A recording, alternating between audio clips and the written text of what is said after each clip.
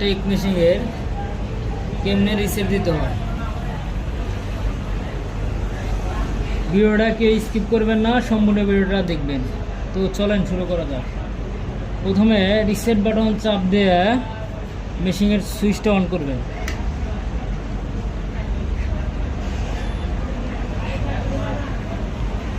এখানে আপনার প্রোগ্রাম আসবে, এখানে 3 নম্বর প্রোগ্রামে যাবে। তারপরে রিসেট বাটনে চাপ দিয়ে ধরে রাখবেন 3-4 সেকেন্ড।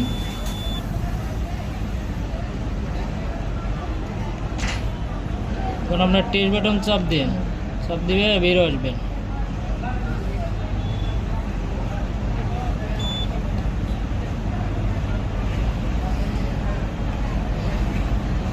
তখন রিসেট হয়ে গেছে।